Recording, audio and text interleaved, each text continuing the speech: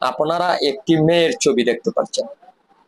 ঠিক সন্ধ্যার সময় এক বখাটে যুবক ওই মেয়েটির মুখ চেপে ধরে তারই রুমের ভিতরে নিয়ে গিয়ে অনৈতিক কাজে লিপ্ত হয়ে যায়।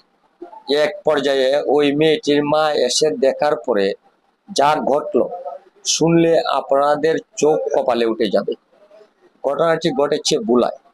সুপ্রিয় দর্শক, ওই মেয়েটির পরিবার অত্যন্ত দরিদ্র ও গরিব।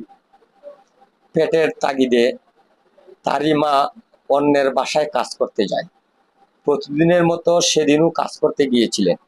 হাসান নামের এক বখাটে যুবক উঠ পেতেছিল যে কোন সময় সুযোগ পাওয়া যাবে এবং তার সাথে অনৈতিক কাজে লিপ্ত হতে পারবে। ঠিক সেই মুহূর্তে হঠাৎ একদিন সন্ধ্যার সময় মেয়েটির মা কাজে চলে যায়, আর সেই বখাটে যুবক এসে উঠান থেকে তার মুখ চেপে ধরে তারই ঘরের ভিতরে নিয়ে যায়। নিয়ে যাওয়ার এক পর্যায়ে মেয়েটির সাথে ধস্তাধস্তি শুরু করে। মেয়েটি তার হাতে পায়ে ধরছে যে আমার সাথে ওই ধরনের অনৈতিক কাজ তুমি করিও না, আমার জীবনটা নষ্ট করিও না। কিন্তু সেই বখাটে যুবক হাসান তার কোনো কথা না শুনে তার সাথে কিন্তু অনৈতিক কাজ করতে লিপ্ত হয়ে যায়। এক পর্যায়ে মেয়েটির মা কাজ শেষে বাড়িতে আসলে এসে দেখে দরজা ভিতর দিয়ে লক করা। তখনই কিন্তু বিষয়টি আঁচ করতে পেরে মেয়েটির মা কিন্তু দরজা ভেঙে ঘরের ভিতর প্রবেশ করলে গিয়ে দেখতে পারে কাঠের উপর শুয়ে রয়েছে মেয়ে এবং বখাটে যুবক হাসান। তখনই মায়ের মাথায় কাজ করে না, দিশা মিশা না পেয়ে পায়ের জুতা খুলে তার গালে কয়েকটি বাড়ি মেরে দেয়। দেওয়ার পরে এক কথা দুই কথা এলাকার মানুষ জানাজানি হয়ে যায়। এলাকার মানুষ কিন্তু এখানে এসে উপস্থিত হয়ে যায়।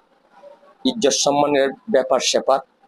সেই বখাটে যুবক হাসান কিন্তু একটু প্রভাবশালী ছিলেন এলাকাতে, তাই তাদের লাঠিয়াল বাহিনী সকলেই চলে আসছেন। আসার পরে এক পর্যায়ে সে হাসানকে এখান থেকে ছাড়িয়ে নিয়ে যায়। নিয়ে যাওয়ার পরে কিন্তু সেই অসহায় গরিব পরিবার, সেই মা থানায় একটি জিডি করেন এবং সাংবাদিকদেরকে ডাকেন। সেই মেয়ে জবানবন্দি দিয়েছে এবং সাংবাদিকের কাছে প্রকাশ করেছেন এবং থানায় একটি জিডি করেছেন।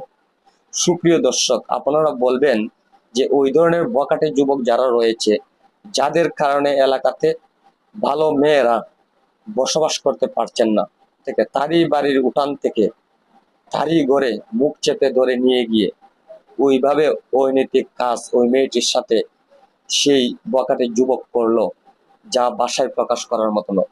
আপনাদের মূল্যবান মতামতটি আপনারাই কমেন্ট বক্সের মাধ্যমে জানাবেন। আসলে ওই ধরনের বখাটে যুবকদের কি ধরনের শাস্তি আপনারা দাবি করেন, ওই কথাটি বলে আমি আমার ভিডিও থেকে এখানে বিদায় নিচ্ছি। সকলেই ভালো থাকুন, সুস্থ থাকুন। আসসালামু আলাইকুম।